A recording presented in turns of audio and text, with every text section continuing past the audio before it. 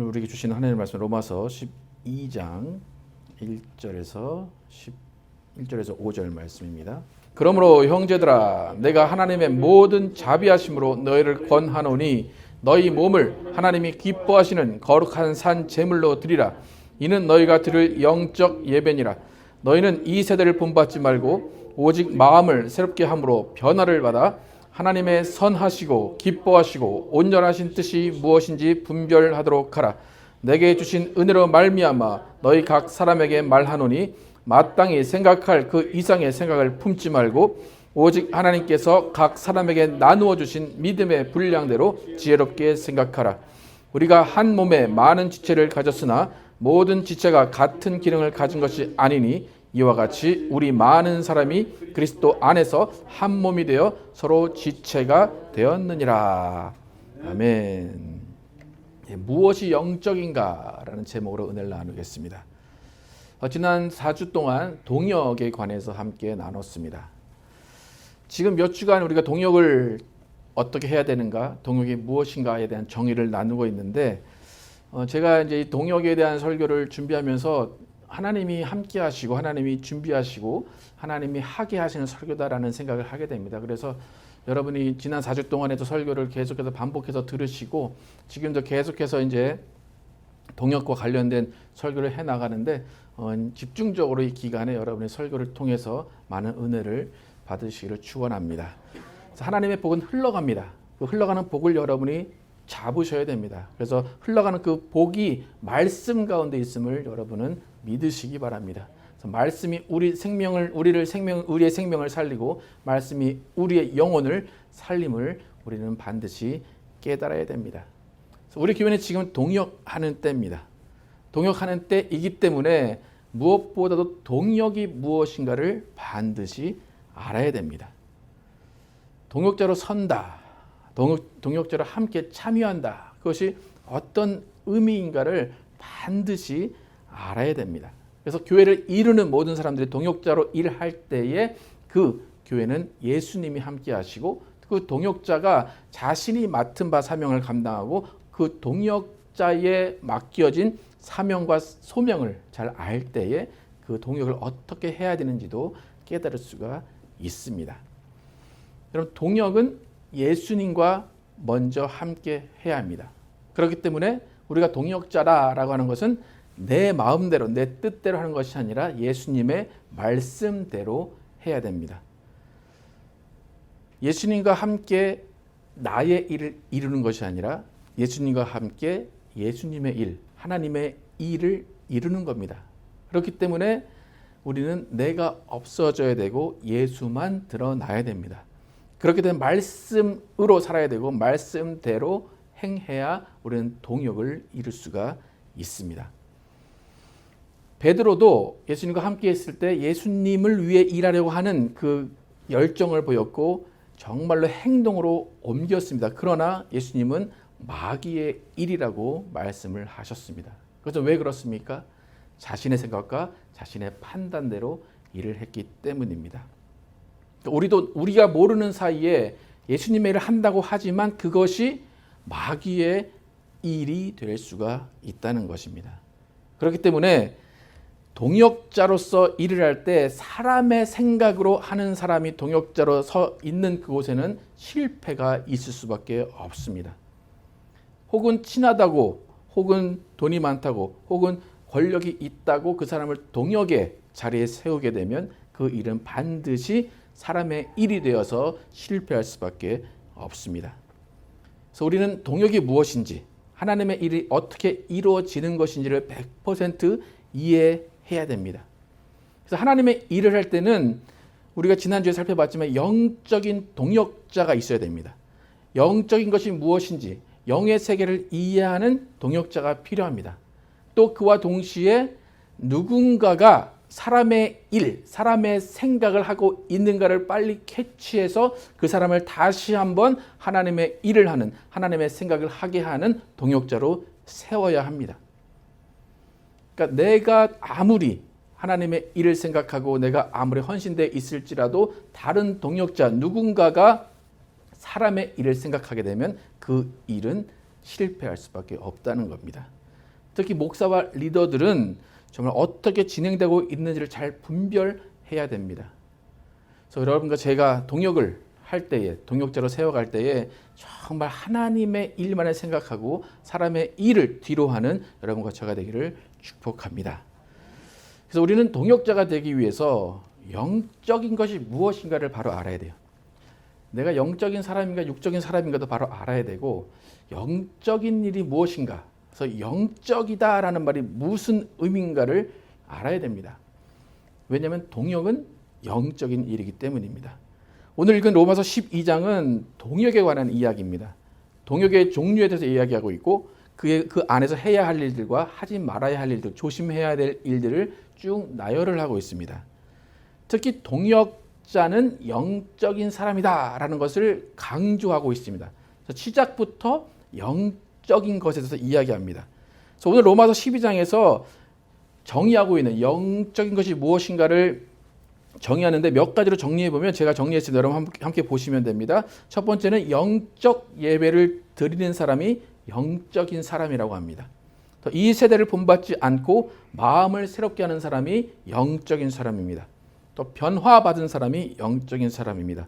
하나님의 뜻을 분별하는 사람이 영적인 사람입니다. 믿음의 분량대로 지혜롭게 생각하는 사람이 영적인 사람입니다. 동역자는 영적인 사람이다. 여러분 스스로를 이 지금 몇 가지의 정의에 한번 비춰보시기 바랍니다. 여러분 스스로 내가 영적인 사람인가, 육적인 사람인가, 어떻게 여러분의 기준을 볼 때 어떻습니까? 몇 가지가 좀 포함되고 몇 가지가 아닌 것 같습니까? 그래서 오늘부터 여러분과 함께 영적인 것이 무엇인가, 영적인 사람이 무엇인가에 대해서 제가 말한 것이 아니라 로마서에서 바울이 말한 것을 통해서 영적인 것, 영적인 사람이 무엇인가, 누구인가를 한번 쭉 나눠보겠습니다. 오늘은 특별히 첫 번째로 영적 예배가 무엇인가. 영적인 사람의 가장 첫 번째 특징은 영적 예배를 드리는 사람입니다. 그래서 로마서 12장 1절 다시 한번 함께 읽어보겠습니다. 시작. 그러므로 형제들아, 내가 하나님의 모든 자비하심으로 너희를 권하노니 너희 몸을 하나님이 기뻐하시는 거룩한 산 제물로 드리라. 이는 너희가 드릴 영적 예배니라. 다시 한번. 그러므로 형제들아, 내가 하나님의 모든 자비하심으로 너희를 권하노니 너희 몸을 하나님이 기뻐하시는 거룩한 산 제물로 드리라. 이는 너희가 드릴 영적 예배니라. 우리가 드려야 하는 영적 예배가 뭐라고 합니까? 너희 몸을 하나님이 기뻐하시는 거룩한 산 제물로 드리라. 뭘 드리라고 합니까? 몸을 드려라. 거룩하고 하나님이 기뻐하시도록 너희 몸을 드리라. 영적 예배다. 그런데 몸을 드려라. 여러분 이 정의가 좀 이해가 가십니까? 우린 영적 예배다 하면 손 들고 찬양하면서 막 그 안에서 환상을 보고 하늘 보고 기도하고 영적인 은사를 갖고 예언을 하고 방언을 하고 그런 것이 영적 예배인 것 같은데, 바울은 전혀 다른 방향으로 이야기합니다. 바울은 영적 예배는 우리의 몸을 거룩하게 하고 하나님이 기뻐하시게 하는 산 제물로 드리라. 그러니까 영적 예배는 안 보이는 것을 추구하는 것이 아니라 나를 돌아보는 것이 영적 예배입니다. 여러분 이 바울의 정의에 동의하십니까? 어떻습니까? 여러분 지금까지 영적 예배다라고 할 때 이 말씀을, 이 구절을 여러분 가지고 생각을 해보신 적이 있으십니까? 몸과 행동과 말이 거룩하지 않은데 그 사람이 환상을 보거나 그 사람이 예언을 하거나 그 사람이 방언을 하거나 그 사람이 어떠한 신령한 것을 할지라도 그것은 마귀의 일이 될 수밖에 없습니다. 그 사람은 영적인 사람이기 전에 그 사람은 마귀에게 속아 있는 사람입니다. 많은 은사자들이 이 영적 예배라는 정의를 잘못 내려서 마귀가 역사하는지도 모르고 지금 당장 눈에 보이는 표적이 일어나니까 그것이 하나님이 함께 하신 것처럼 착각할 때가 많습니다. 저도 은사주의 교회를 어려서부터 부모님이 다녀서 그쪽을 다녔지만 은사주의 교회는 당장 눈에 보이는 표적만을 강조하지 절대로 몸이 거룩해라, 거룩한 생활을 해라 라고 강조하지 않습니다. 그러니까 당장 눈에 보이는 표적 그거 하나 때문에 내가 어떠한 생각을 하고 내가 어떤 마음으로 살고 내가 어떤 행동을 하든지 간에 하나님이 함께 하신다고 착각을 합니다. 그런데 그런 사람들의 한 10년, 20년 후를 보면 반드시 그 모든 것이 드러나게 되어 있습니다. 그리고 그 사람 가운데 그 사람들과 함께 있었던 그 많은 사람들이 하나님을 떠나게 되는 그런 일들을 많이 보게 됩니다. 영적 예배, 이것은 어떤 신령한 것을 찾는 것이 아닙니다. 눈에 보이지 않는 것을 보는 것이 아닙니다. 우리가 보고 만지는 이 몸을 하나님께 거룩하고 기뻐하시는 산 제물로 드리는 것이 영적 예배입니다. 우리는 흔히 삶의 예배다 얘기합니다. 그러면 삶의 예배다라는 것은 어떻게 하라는 겁니까? 삶 가운데 거룩하게 살라는 겁니다. 삶 가운데 하나님이 기뻐하시는 일을 찾아 하라는 겁니다. 여러분, 오늘부터 영적인 것이 무엇인가 라고 할 때 여러분은 뭘 생각하셔야 됩니까? 한 단어만 떠오르면 된다. 뭐 떠올라야 됩니까? 몸이 떠올라야 됩니다. 내 몸이 거룩한가? 내 몸이 하나님이 기뻐하시는 성전인가? 내 몸이 하나님이 기뻐하시는 곳에 있는가를 생각해야 됩니다. 나는 방언을 못하는데, 나는 예언을 못하는데, 나는 환상을 못 보는데, 그렇게 걱정하실 필요 없습니다. 몸이 거룩하고 몸이 하나님이 기뻐하신 산 제물로 드려지면 그것이 영적 예배입니다. 여러분, 어떤 종교든지 모든 종교는 영적인 부분을 다룹니다. 그렇기 때문에 모든 종교가 영적이기 때문에 이방 신들의 예배도 영적인 예배입니다. 근데 기독교의 영적 예배와 이방 신의 영적 예배의 차이는 거룩함에 있습니다. 그리고 하나님이 기뻐하시는 가에 있습니다.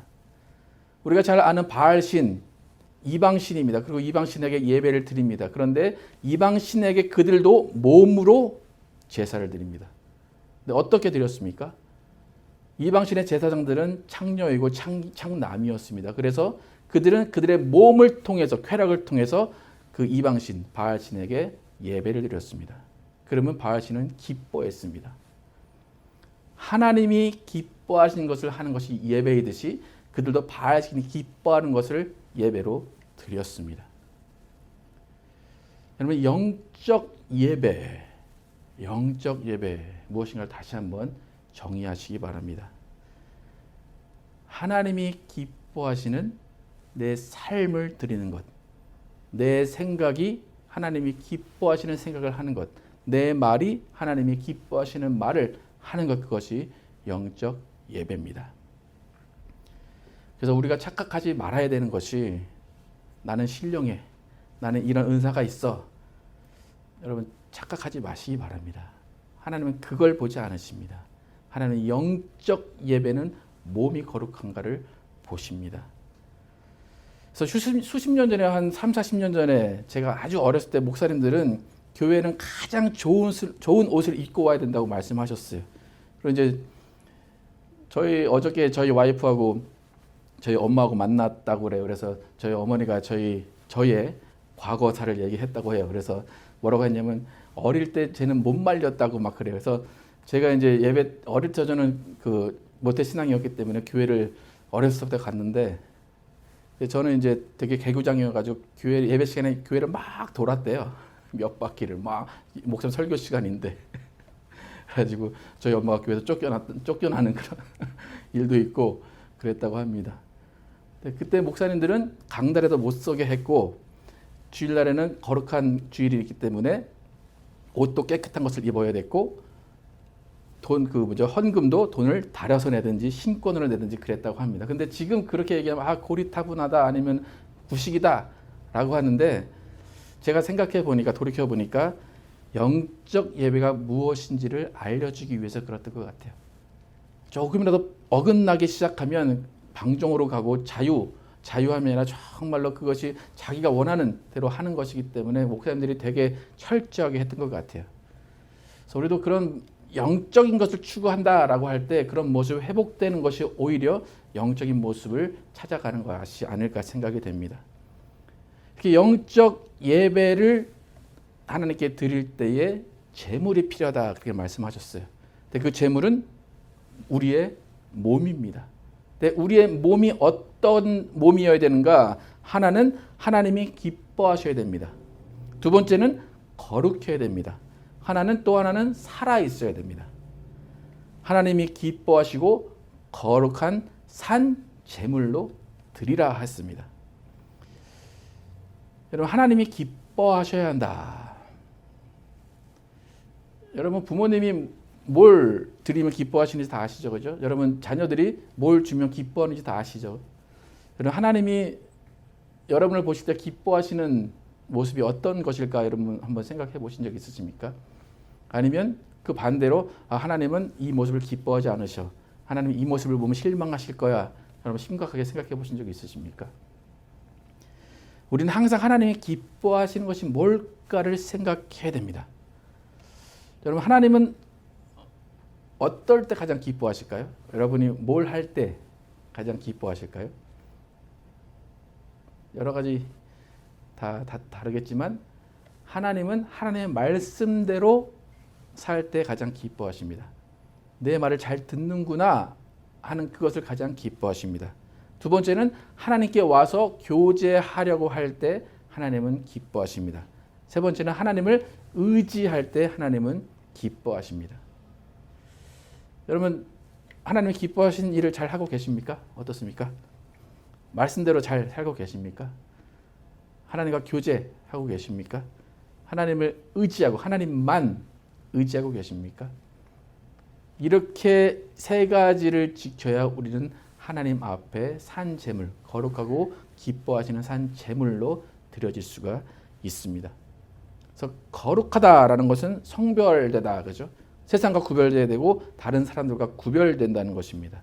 세상이 다 해도 나는 하지 않아야 되는 것이 거룩입니다. 하나님은 나도 거룩하니 너희도 거룩하라 라고 말씀하십니다.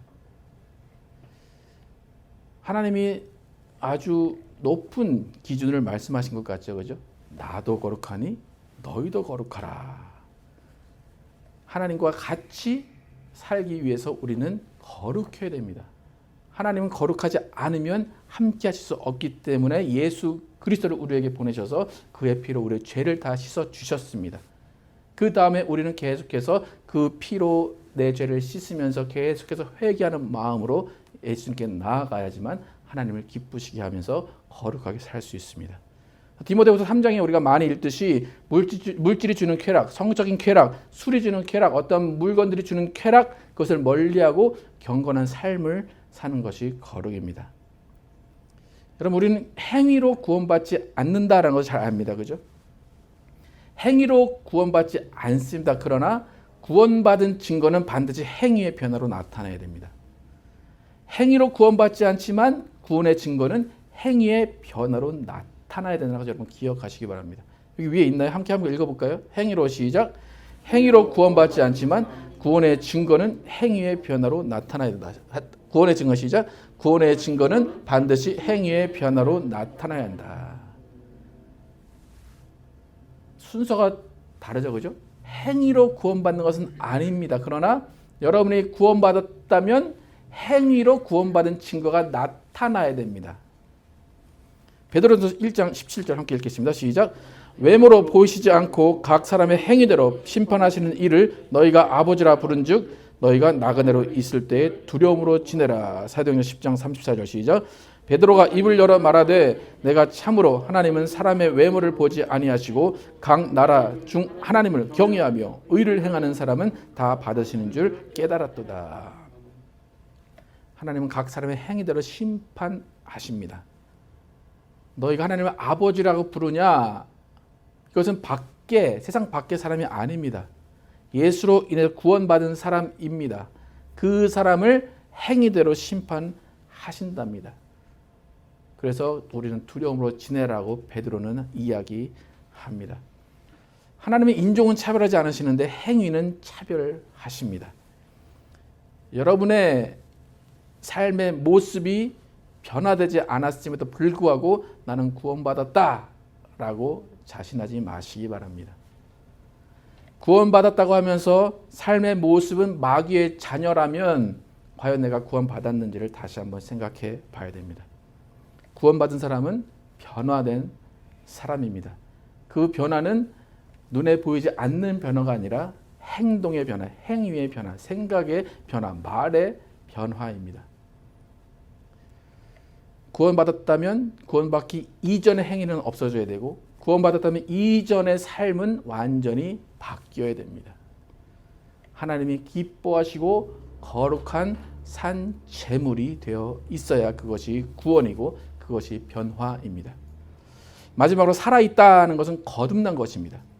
예수님의 생명으로 거듭나서 변화되어서 살아있는 사람이 제물입니다.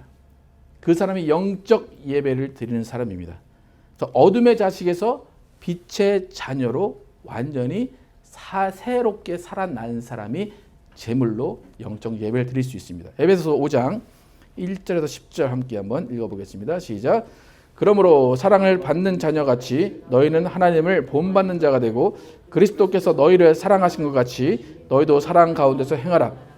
그는 우리를 위하여 자신을 버리사 향기로운 제물과 희생 제물로 하나님께 드리셨느니라. 음행과 온갖 더러운 것과 탐욕은 너희 중에서 그 이름조차 부르지 말라. 이는 성도에게 마땅한 바니라.